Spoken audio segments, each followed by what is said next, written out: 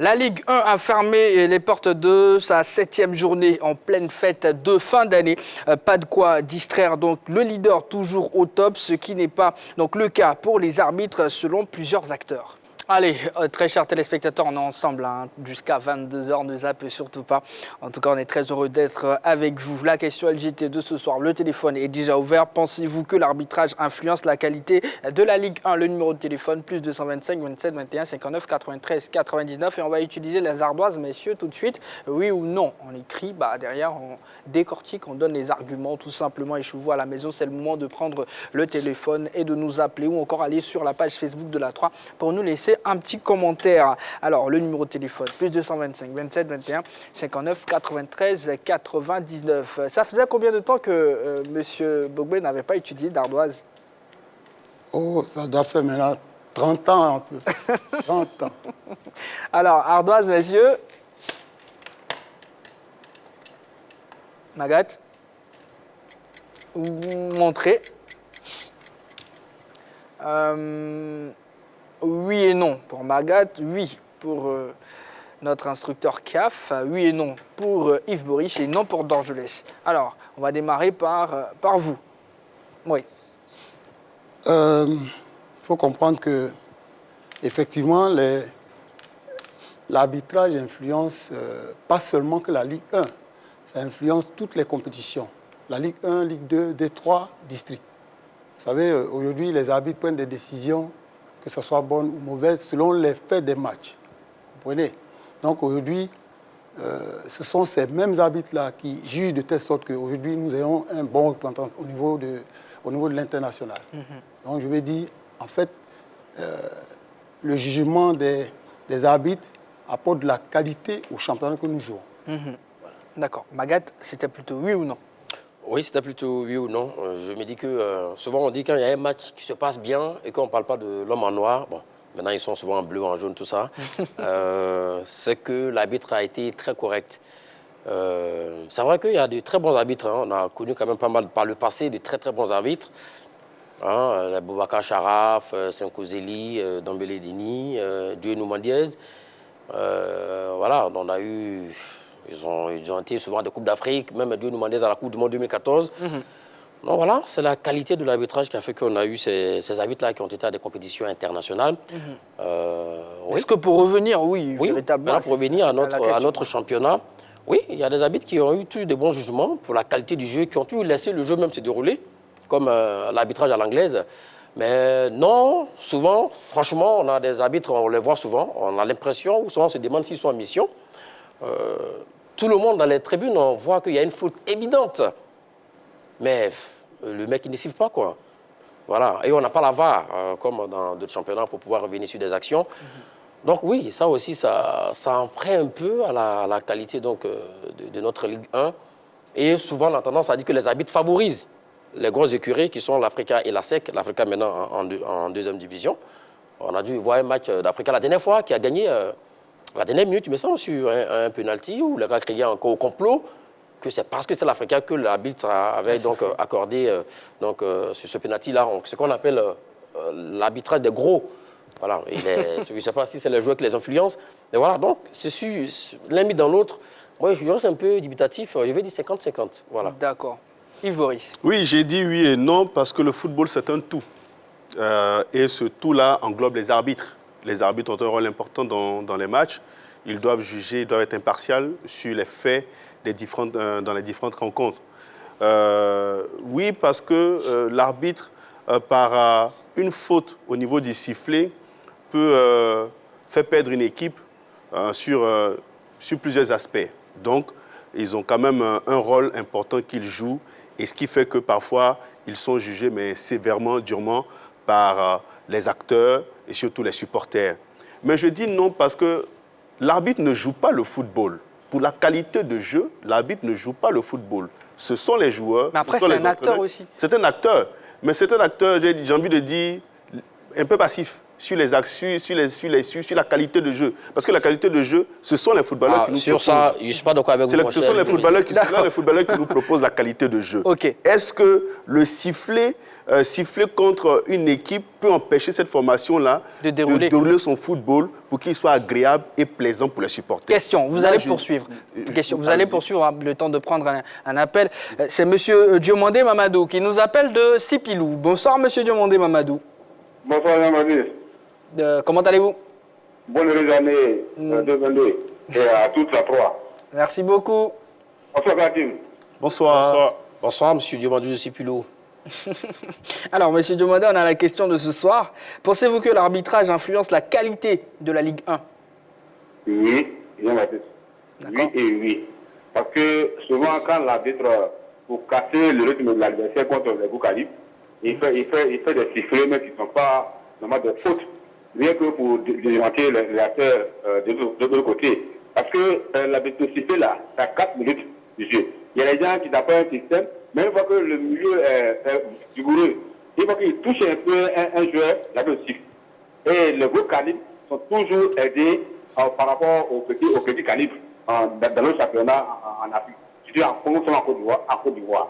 Vraiment, le sifflet a fait beaucoup de défauts sur le jeu et surtout le championnat ivoirien. Parce que quand on joue au ballon là, tu as une idée en tête, c'est pour au mieux pour bien gagner. Mais quand l'arbitre un peu que tu siffles là, ça casse au rythme du jeu. L'arbitre participe au jeu, hein, il est le deuxième homme du jeu, il passe au jeu. Avec le sifflet non réglementaire là, ça casse le rythme. C'est bien noté. Merci beaucoup, M. Diomandé Mamadou, qui nous a appelé de Sipilou. Yves Boris. Oui, je disais que l'arbitre ne joue pas. Il ne tape pas dans le ballon. Il siffle les fautes. Mais vous avez des équipes où ils ne sont même pas capables d'aligner 2-3 passes dans le match. Est-ce que ça, c'est la faute à l'arbitre sur ces actions-là? Non, les joueurs n'ont pas la qualité. On sent qu'aujourd'hui, dans notre championnat, il n'y a plus de joueurs de qualité qui fait rêver le public, qui fait rêver les spectateurs pour les drainer au stade. Ça aussi, c'est une réalité. C'est vrai que ça commence petit à petit. On va dire que ça commence petit à petit, mais c'est encore faible. Et ça, ce n'est pas la faute à l'arbitre, c'est la faute aux acteurs, donc aux entraîneurs et aux joueurs qui n'ont pas la qualité. Et ça, c'est une réalité. Ce n'est pas l'arbitre qui joue, mais c'est plutôt les joueurs. Donc, c'est à eux de relever leur niveau de jeu pour que le jeu soit agréable et pour que les arbitres aussi aient un sifflet fluide. Ça aussi, c'est une réalité. Si vous avez un joueur kamikaze qui passe tout son temps à sortir des tacles d'enfer, mais écoutez, vous voulez que l'arbitre fasse quoi? Il va siffler ces différentes fautes-là. Il va les avertir, il va leur donner des cartons rouges. Et on en constate énormément dans notre championnat. D'accord.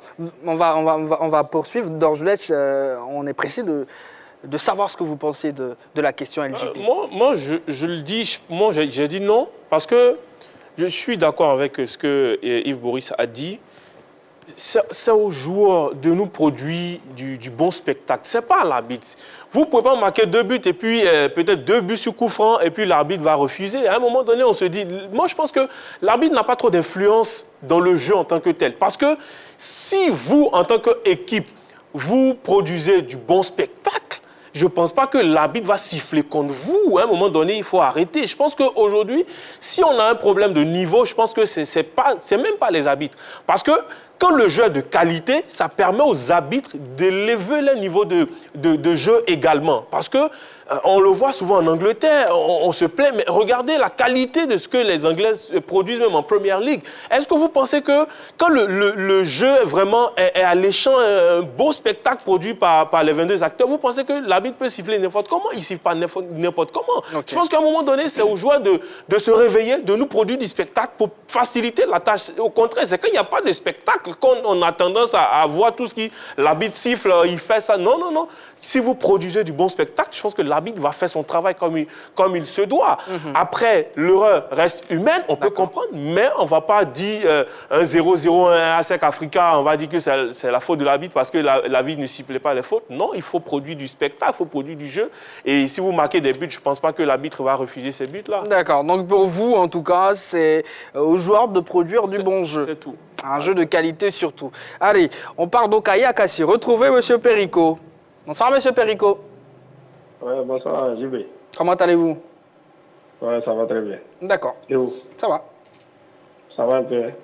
D'accord. On a la question LGT de ce soir. Oui. Pensez-vous Oui. que l'arbitrage influence la qualité de la Ligue 1? Oui, je peux dire ça comme ça, oui. Ok. Pourquoi? Puis, bon, mais avant de partir, il faut dire à tes chroniqueurs, nous allons laisser notre Africain là tranquille. Nous, on a deuxième division là-bas. D'accord, c'est noté. Nous allons laisser, on va se reposer un peu, puis on va venir. Bah, vous ne savez pas, peut-être que Yves Boris supporte l'Africa. Ouais. Là, il est en rouge. Allez-y, monsieur Perico. Oui, mais en fait, pour le problème d'arbitrage, ça, c'est une réalité. Okay. Enfin, moi, je ne les incrimine pas, je ne dis pas que c'est cela, mais un arbitre peut vraiment influencer le match. La qualité d'un match? Oui, parce que quand Boris dit non, ce n'est pas les arbitres qui jouent, tout ça, il n'a qu'à nous excuser un peu, je ne sais pas quoi ce qu'il dit, mais quand l'arbitre, il y a des interventions des arbitres qui énervent l'équipe adverse, et puis ça perd les pédales, et puis le jeu est décousu vers la fin, parce que, lui, bon, je ne sais pas s'il a un peu joué au ballon, mais nous qui avons joué là... Oui, laissez-moi vous dire que c'est un grand joueur. Hein. Franchement, je ne peux pas vous laisser dire ça. Ah, d'accord. Donc, s'il est grand joueur, il doit savoir qu'il y a des arbitres, il y a des sifflets, ils font, et puis ça change tout un match. Tout un match. Okay. Donc, quand les arbitres, on a vu récemment des équipes qui n'arrivaient pas à devenir championnes parce que vraiment, il y avait des arbitres commandités. D'accord, c'est noté. Pour vous, c'est oui. Donc, pour vous, c'est oui. L'arbitrage influence la qualité du jeu de la Ligue 1. C'est bien noté. Merci beaucoup, monsieur Periquet. Voilà. Alors, oui, notre instructeur CAF, monsieur Bogwe, veut réagir. Je veux juste ajouter quelque chose. En fait, il faut reconnaître que le métier que nous pratiquons comme l'arbitrage, c'est délicat. Le jugement que les gens portent sur le métier, c'est souvent diversifié. Un arbitre, il est différent, par exemple, d'un magistrat qui, pour prendre une décision, il est obligé d'aller faire peut-être avoir une concertation et venir prendre les décisions. Par contre, l'arbitre, c'est sur le champ. En 2-3 secondes, il doit pouvoir prendre une décision. Vous comprenez que c'est un peu complexe. Il arrive par moments que, peut-être parmi nous, il y a souvent des ratés, il y a des erreurs. L'erreur humaine, c'est clair. Mais il ne faudrait pas qu'on se focalise sur le fait que les arbitres aident les gros calibres qui sont la SEC et l'Africa. Moi, j'étais tout dernièrement au stade Champoux. J'ai vu la SEC a battu difficilement Sassandra. Vous comprenez? L'arbitrage était correct. Hein? C'est pour ça aujourd'hui, il dit, comme Boris l'a dit tout à l'heure, c'est clair que si chacun joue dans son registre, tout va se jouer comme il se doit. L'arbitre joue son match, les joueurs jouent dans leur registre, et pas de problème. D'accord, Magat. Il a déjà dit que c'était un tout. Ça veut dire que l'arbitre même fait partie, le 23e acteur sur la pelouse, à part les 22 joueurs. Comme M. Perico l'a dit tout à l'heure, c'était ça ma prochaine préoccupation.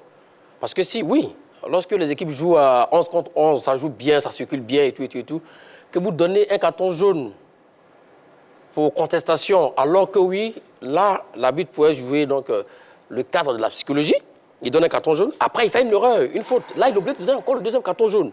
Exclusion, déjà le gars il va sortir, ça dit déjà désormais, alors que peut-être le premier carton jaune, qui n'aurait pas dû être un carton, a pénalisé pour le deuxième carton jaune pour lequel le joueur est sorti. Donc déjà, en ce moment, tu coupes l'herbe sur le pied pour l'équipe adverse. Et puis, en voulant souvent chercher les arbitres, ils ont cette manie-là, peut-être l'expression, de vouloir rattraper souvent les erreurs dans des matchs. Parce qu'il a donné carton jaune à Jean-Baptiste. Il doit équilibrer. Voilà. En voulant équilibrer l'autre, tu peux aussi détruire. Ça crée pas mal de choses. Donc, on n'a pas dit que souvent l'arbitre, c'est pas lui qui prend le ballon pour aller marquer d'un but X et un but Y. Non. Mais pour son jugement sur le terrain, souvent, oui, il influence positivement ou négativement selon la qualité de l'arbitre. Il faut le préciser. Moi, à l'époque, j'aimais vraiment suivre les matchs de Dieu Numandias parce que c'était un arbitre très propre. D'accord. Allez, on va prendre l'avis de M. Kofi Mathieu sur la question LGT de ce soir. Il nous appelle de Mbato. Bonsoir, M. Kofi Mathieu. Oui, bonsoir, le tout-puissant Jean-Baptiste. Comment allez-vous? Je vais bien. Et vous-même? Ça va, ça fait plaisir de vous avoir, en tout cas. Ouais. Oui, réaction concernant la question LGT, oui. Oui, je voulais dire que, comme l'invité sur le plateau même vient de le dire, en tout cas, le rôle de l'arbitre c'est un rôle un peu compliqué. Parce qu'il peut se comporter d'une manière, le match va se passer bien, il peut se comporter d'une autre manière, et puis le match sera fichu. C'est pourquoi, par moment, des formations d'arbitres, si ça se passe régulièrement, en tout cas, c'est bon pour le football. Sinon, effectivement, il y a de l'influence sur la Ligue 1. Ok. Il y a des matchs, quand tu regardes, bon, nous, avec nos yeux de profanes, on se dit que telle faute, l'arbitre n'a pas sifflé. Mais comme le monsieur le dit sur le plateau, lui, c'est un expert, il est sur place, il est à côté de l'action, il n'a pas sifflé. Donc, les commentaires vont bon train, mais je veux dire que effectivement, il y a une influence sur la qualité de la Ligue 1. Ouais. D'accord, c'est bien noté. Merci beaucoup. Orgelès. Moi, je peux comprendre. Mais après aussi, il y a un arbitre qui ne passe chez lui à la maison pour venir mettre en difficulté une équipe. Je pense que si on dit l'arbitre, il a suivi une formation, à un moment donné, tout est une question d'interprétation et de jugement. Maintenant, celui-même qui a la responsabilité de prendre des décisions, je pense qu'il prend la meilleure décision sur le champ. Parce qu'après... N'empêche qu'il y a des erreurs. Oui, mais l'erreur humaine, on peut comprendre. Mais vous n'allez pas venir aujourd'hui prendre le niveau de notre Ligue 1 et dire que, bon, peut-être on n'a pas un bon niveau à cause de la qualité des arbitres ou bien du niveau des arbitres. Non. Ça serait un peu grossier. Oui, moi je pense que le football appartient d'abord aux acteurs d'abord sur le terrain. L'arbitre, il est là pour apporter un jugement par rapport à des actions, tout et tout. Donc, si les joueurs sont de qualité, aujourd'hui, est-ce que ce problème, on ressent cela en Angleterre ou bien dans les ces grands championnats? Non. Je veux dire, c'est pas tellement, on ne sent pas trop ce petit truc-là qu'aujourd'hui on parle en Angleterre, c'est différent. Vous prenez le match contre Liverpool, comment on appelle, Chelsea qu'il y a eu, vous pensez que l'arbitre, il a mal arbitré, mais la qualité du jeu des 22 acteurs même amène l'arbitre à se surpasser, à se mettre au niveau du match. Ah, mais c'est ça aussi un moment. On peut prendre aussi l'exemple de City Arsenal. D'accord. Oui. En attendant, on va prendre un appel. Ou l'arbitre. On va prendre un appel, Magat. Permettez-moi de prendre un appel. C'est l'appel de M. Ibo qui nous appelle de Yopougon. Bonsoir, M. Ibo. Bonsoir, frère. Bonsoir, gentil. Bonsoir. Bonsoir. Vous allez bien, M. Ibo? Oui, ça va très bien. Ça va très bien, par la grâce de Dieu. Dieu merci. Alors, on a la question LGT de ce soir. On a la majorité des appelants. M. Diomandé Mamadou, M. Perico, M. Kofi Mathieu, qui disent oui. Et ils pensent que l'arbitrage influence la qualité de la Ligue 1. Tout simplement, quel est votre avis? Bon, je pense qu'il faut quand même arrêter de malmener nos arbitres. Ok. Voilà. Vous voyez que déjà, la non-présence de nos arbitres pendant la CAN, je pense que ce n'est pas du tout intéressant. Okay. Ce n'est pas une belle image. Oui, ça on le sait. Ça on le sait. Mais là, on se pose une question précise, M. Ibo. Oui. Moi, j'ai quand même l'habitude de suivre certains matchs. Okay. Je pense quand même que ce n'est pas la faute à nos arbitres. Voilà, lorsqu'on donne une balle à un joueur, de le mettre dans les buts, et quand tu lui mets ce ballon-là en plein air, que voulez-vous que l'arbitre fasse? Que voulez-vous qu'on fasse? Donc dire que l'arbitrage influence le championnat ivoirien, je pense que c'est... Pour vous, c'est non? J'ai dit non, carrément. Ok, c'est noté, voilà, M. Ibo. Non. C'est noté. Excellente soirée à vous, M. Ibo. Merci à vous. Voilà. Je voulais revenir rapidement. On va cette formation même du liste de Sassandra, je pense que la saison dernière était en Ligue 2. Le coach, à chaque moment, se plaignait également de l'arbitrage en Ligue 2 pour dire à chaque fois on accordait des pénaltys contre leur équipe dans les dernières minutes, tout et tout.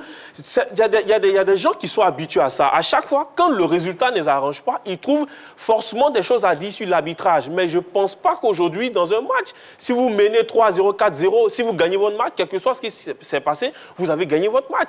Après, l'erreur humaine, on peut comprendre. Vu ce qui s'est passé, je pense qu'il y a eu l'année où Chelsea devait aller en finale, la frappe de Ballack. Je pense qu'après aussi, il y a la psychologie qui peut rentrer dans l'arbitrage.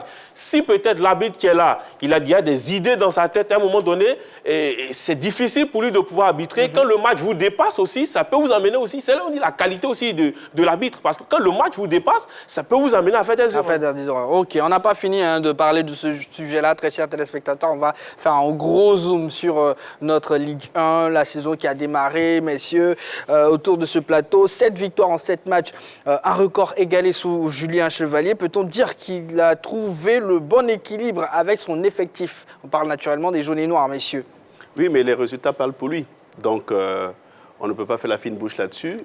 Il semble avoir trouvé le bon équilibre. Julien Chevalier, il a été beaucoup décrié par les supporters de l'ASEC sur ses choix tactiques et ses choix d'hommes. Et surtout, parfois, son manque de lecture pour injecter du sang neuf dans son équipe pour faire la différence. Il a été beaucoup critiqué sur cet aspect, mais apparemment, il semble se corriger au fil des matchs, au fil des saisons. Et aujourd'hui, les résultats parlent pour lui. 7 matchs, 7 victoires. L'équipe engrange 21 points. Elle marque 13 buts, elle encaisse 3. Bon, la formation de la SEC marche sur l'eau. Ce début de saison en Ligue 1. C'est tout bénéf pour les actionnaires et pour les joueurs, pour le club. Maintenant, après, chacun a son jugement sur le niveau de ce championnat-là. Ben, bon, on arrivera à ça et je donnerai ma position là-dessus. Moi, je pense que... Moi, j'attends pas... Bon, on va dire 7 matchs, 7 victoires, c'est bien pour Julien Chevalier, mais ce n'est pas là que moi je l'attends. Moi, je l'attends au niveau de la Coupe CAF ou au niveau de la Ligue des Champions. Parce que c'est une réalité. Aujourd'hui, je me pose la question, parfois je regarde l'ASEC jouer contre les autres équipes, est-ce que c'est les autres qui n'ont pas le niveau de l'ASEC? Ou bien, parce que je n'arrive pas à comprendre. Aujourd'hui, quand vous regardez l'ASEC jouer, mais je trouve que c'est trop facile en face. Les autres, je me pose la question, mais attends, il faut se mettre au niveau de l'ASEC ou bien c'est le niveau de notre championnat qui est trop faible et puis l'ASEC au-dessus. Après, on va voir les difficultés de l'ASEC au niveau de la Coupe des Confédérations. C'est là-bas qu'on va juger réellement ces 7 matchs, 7 victoires-là. Est-ce que ça tient? Est-ce que la qualité du jeu produit par la formation de l'ASEC peut permettre à cette équipe d'aller loin en Coupe des Confédérations? C'est là qu'on va juger. Sinon, on ne va pas juger quand vous regardez l'ASEC va jouer contre le Lys de Sassandra. Tout de suite, quand vous regardez le match avec M. Konaté Karim, tout de suite, le match est plié à un moment donné. C'est l'ASEC qui déroule jusqu'à la fin. Et je pense que si ça continue comme ça, je pense qu'à un moment donné, on va se poser beaucoup de questions. Les autres clubs doivent se réveiller pour essayer quand même d'aller titiller cette équipe de l'ASEC parce que je trouve que l'équipe joue trop facile cette année au niveau de notre championnat. D'accord. Il y a également le FC Gagnoa, voilà, de Ginette Ross, c'est ça, je ne m'abuse, si je ne m'abuse. Non, Gagnoa, c'est Siawazi, Ginette Ross. Pardon. Franchement, je m'excuse. Alors, Gagnoa, qui a connu une seule défaite, a-t-il les moyens de suivre le rythme avec, on va dire, 13 buts inscrits comme l'ASEC Mimosa? Gagnoa, c'est la surprise du chef. Avec un coach revanchard, un monsieur voilà, qui n'a pas été reconnu à sa juste valeur partout où il est passé. Il a été adjoint donc, au WAC à l'époque, parce qu'il n'avait pas donc, la licence pour entraîner en équipe A. Je parle de Marcelin Cablan. Cablan, oui. Aujourd'hui, qui est en train de faire des très bonnes choses avec cette formation du Sporting Club de Gagnoa. C'est de très bonnes installations. Oui, pour le moment, ça déroule. Mais pour revenir à la vista de la SEC pour le moment, par rapport à cette formation de Gagnoa, parce que Gagnoa fait quoi? 6 victoires. Et ça fait quoi? 18 points sur 21 possibles. La SEC fait 21 sur 21. C'est vrai qu'ils peuvent, pourquoi pas titiller la SEC après. Mais après la SEC, c'est la SEC, quoi, parce qu'en face, il n'y a pas trop de répondants. On espère bien que pour le moment, l'alchimie que le coach met en place, pour le moment, il joue en 4-3-3 par moment, 4-2-3-1. Ça marche pour le moment bien. Donc, on espère bien qu'il n'aura pas de blessés majeurs également d'ici peut-être la 15e, 20e journée. Et en ce moment-là, déjà, il peut regarder droit dans les yeux la SEC Mimosa. Mais déjà, c'est déjà bon de rester à 3 points de la SEC et puis voilà, d'aller les chercher, pourquoi pas petit à petit, match après match. D'accord. Alors, l'AFAD en zone de relégation après 7 journées, est-ce une surprise pour vous, M. Bogboé? Bon, il faut dire que pour moi, c'est une surprise.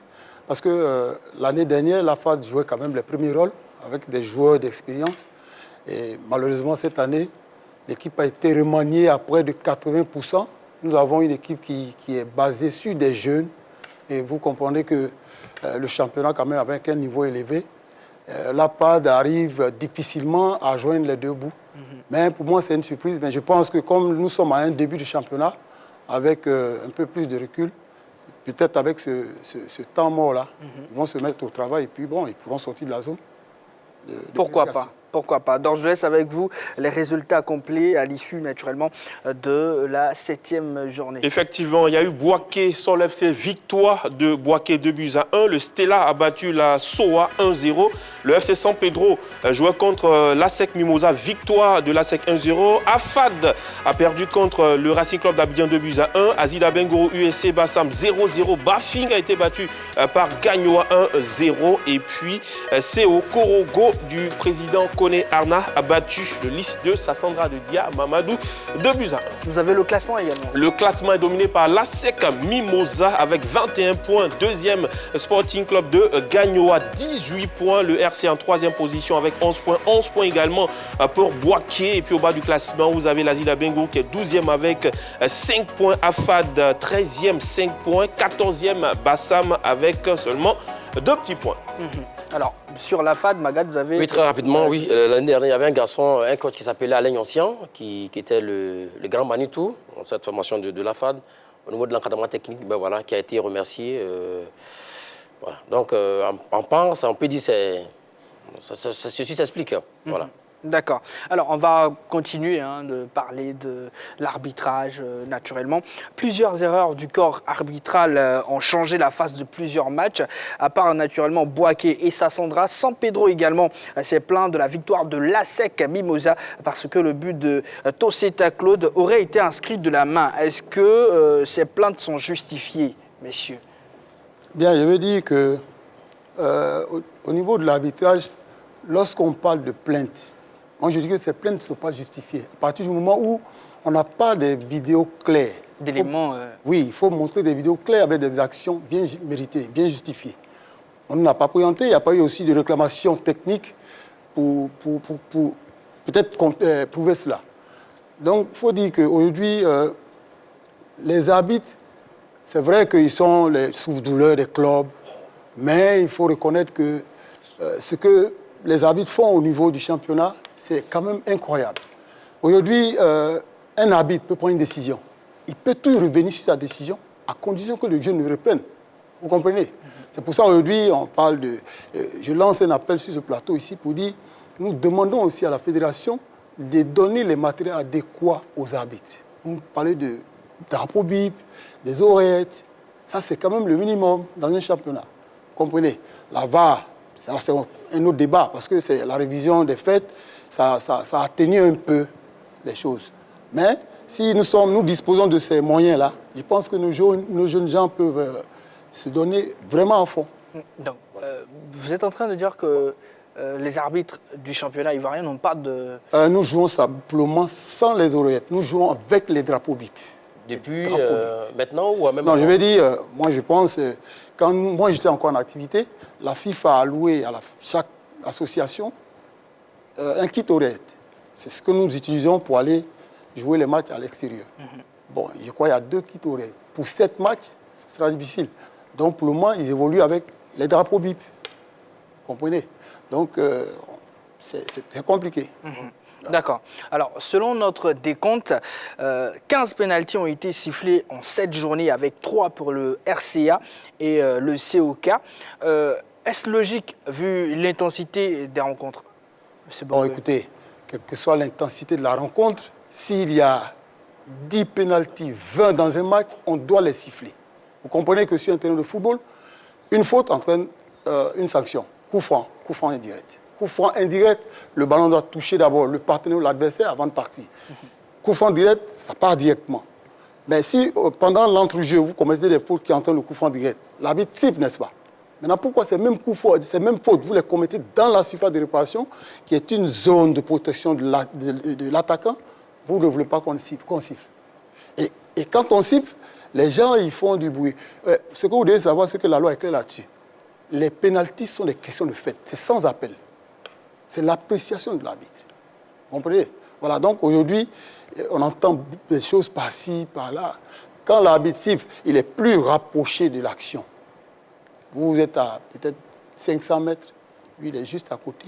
Si vous remarquez, c'est pour ça, justement, on fait des formations. Nous sortons d'une formation du 26 décembre au 30. On était à Benjerville, une formation EMA, FIFA. C'est pour aller harmoniser les lois du jeu. Aujourd'hui, il est dit ici, sur ce même plateau, il est dit que la loi est universelle. Ce qui se joue en Argentine, en Angleterre, c'est ce qui se joue en Côte d'Ivoire. Mais seulement, c'est souvent les interprétations. Sinon, la loi est universelle. Oui, mais c'est vrai que la loi est universelle, mais beaucoup de personnes aussi sont au terrain, donc font des appréciations, vous jugent en fonction de vos différentes prestations. Il y a parfois quand même des arbitrages qui sont très douteux, manque de concentration. Moi, j'ai quand même en mémoire ce match à sec Lys de Sassandra, où Konaté Karim touche le ballon, tous les défenseurs de Sassandra s'arrêtent parce qu'ils pensent à un hors-jeu. Sur la frappe de Diakité, moi j'ai quand même vu les images après qui ont été découpées par les représentants du Lys de Sassandra. On voit quand même que le joueur est en hors-jeu, mais le juge de touche ne lève pas son drapeau pour signaler au juge central que le joueur est en hors-jeu. Et ça, c'est une réalité. Donc, c'est vrai que parfois on vous accuse à tort et à raison, mais il faut quand même de la concentration du côté de nos arbitres. Ils ont besoin de ça. Il faut qu'ils soient en véritable symbiose pour mieux officier aussi nos différentes rencontres, parce que leur sifflet peut influencer le résultat. Mais pas la qualité de jeu. Maintenant Non. D'accord. Non, il n'a pas terminé. Non. Il n'a pas terminé. Il peut influencer le résultat, mais pas la qualité de jeu. Parce que la qualité de jeu est la responsabilité des joueurs et des techniciens, mais pas de l'arbitre. L'arbitre ne peut pas influencer la qualité de jeu d'un club, d'une formation, mais il peut influencer le résultat. L'équipe peut bien jouer et peut perdre parce que l'arbitre, sur des faits de jeu, a une mauvaise appréciation, mais pas sur la qualité de jeu, parce que le jeu, ce n'est pas l'arbitre qui joue, ce sont les footballeurs et ce sont les techniciens qui mettent les tactiques en place. Et je veux que sur cet aspect, la démarcation soit bien faite pour que les compréhensions soient aussi efficientes pour tout. Oui. Je voulais juste ajouter, ce que Boris dit est tellement clair. Il y a deux options. Option qualité de jeu et côté arbitrage. C'est clair que, c'est vrai, il y a des erreurs. L'erreur humaine, les erreurs que des arbitres peuvent faire. On peut aussi faire des erreurs par peut-être manque de concentration, c'est clair. Mais il faut comprendre que depuis un certain temps, le niveau de l'arbitrage en Côte d'Ivoire est en train d'aller crescendo quand même. Voilà, c'est ce qu'il faut reconnaître quand même pour les arbitres ivoiriens que nous sommes. Dorgelès, vous voulez Je suis réagir? d'accord. Ça veut dire que si le niveau des arbitres monte crescendo, si on se cherche encore aujourd'hui dans notre championnat, on doit poser la question à qui? Aux acteurs, aux joueurs. Parce que les arbitres, ils sont tout le temps en formation. Ils sont en train de peaufiner leur formation pour avoir un bon niveau. Aux joueurs de se réveiller, aux équipes de travailler, d'aller piocher, de donner vraiment l'encadrement qu'il faut aux joueurs pour qu'aujourd'hui, notre championnat là, ait le niveau quand même qu'on recherche tous, que le championnat nous fasse rêver. C'est de ça aussi qu'il s'agit. Les arbitres ne vont pas passer tout le temps en train de faire des formations, et puis on est tout le temps là en train d'avoir des difficultés, un milieu défensif qui n'est même pas capable de faire ressortir un ballon à un moment donné.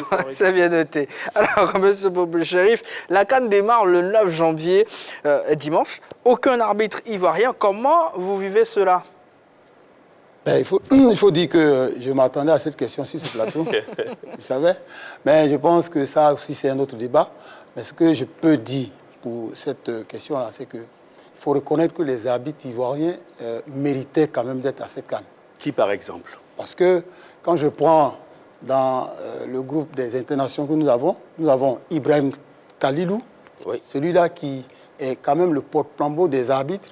Il a joué presque toutes les compétitions, car FIFA, il était sur tous les stades. Et puis bon, peut-être il y a des facteurs qui expliquent cela. Il peut y avoir aussi la sous-représentation au niveau des commissions, c'est possible. Mais je veux dire qu'il y a des facteurs qui expliquent. Mais les arbitres ivoiriens avaient quand même le droit d'être à cette CAN. Est-ce que vous ne pensez pas que nos arbitres sont un peu, victimes de ce scandale qui a secoué l'Afrique, l'Afrique de l'Ouest, en ce qui concerne cette affaire de corruption dans le domaine de l'arbitrage qui a été diligenté par un confrère ghanéen qui a mis à nu pas mal de sifflets sur notre continent. Est-ce que vous ne pensez pas que nos arbitres sont un peu victimes parce qu'on a quand même épinglé certains arbitres ivoiriens qui ont été suspendus? Je veux dire, c'est vrai, ça peut peut-être avoir un effet, mais je ne crois pas trop parce que dans le lot des sanctionnés, il y avait des Ghanéens, des Égyptiens, des Algériens, presque toute une panoplie de nationalités. Mais aujourd'hui, il y a certains qui avaient été suspendus qui évoluent. Se retrouvent aujourd'hui au niveau de l'élite. Donc c'est pour vous dire que, vous savez, la FIFA, c'est quand même une association qui réfléchit quand même. Quand la FIFA vous donne la possibilité de juger des choses, il faut avoir des preuves palpables. C'est vrai qu'ils ont été pris sur le tas, mais après, ils ont fait appel et puis ils sont revenus à la normale. Est-ce que c'est parce que nos arbitres ivoiriens n'ont pas fait appel de la situation? Ah oui, je pense. Je pense qu'ils n'ont pas fait appel. La dernière question pour Dorval. Après, je me pose, vu ce que vous venez de dire, est-ce qu'il y a du lobbying? Est-ce qu'on essaie d'accompagner vraiment la communication autour de nos arbitres pour leur permettre d'avoir quand même de la valeur, d'être cotés aussi? Oui, le lobbying, c'est un élément important, vraiment important. Et c'est un peu cela qui fait un peu défaut à notre niveau quand même. Parce qu'aujourd'hui, nous avons de très bons arbitres, mais il va falloir qu'on les accompagne. C'est pour ça que le lobbying dont vous parlez est important. Merci beaucoup, M. Bobé Chérif, d'être passé. On a été ravis de vous avoir avec nous en plateau. Amis téléspectateurs, on va marquer une courte pause. Vous voulez dire quelque chose avant de nous laisser? Je voudrais dire seulement que, au-delà de tout ce que nous venons de dire, nous sommes un groupe d'arbitres. Nous avons mis sur pied une académie de jeunes talents appelée ITRA. Ça veut dire Young Talent Referee Academy. Je pense qu'on aura l'occasion de vous inviter pour en parler, tout simplement. On va faire ça comme ça. Okay. Voilà, je pense que c'est mieux. Voilà. Allez.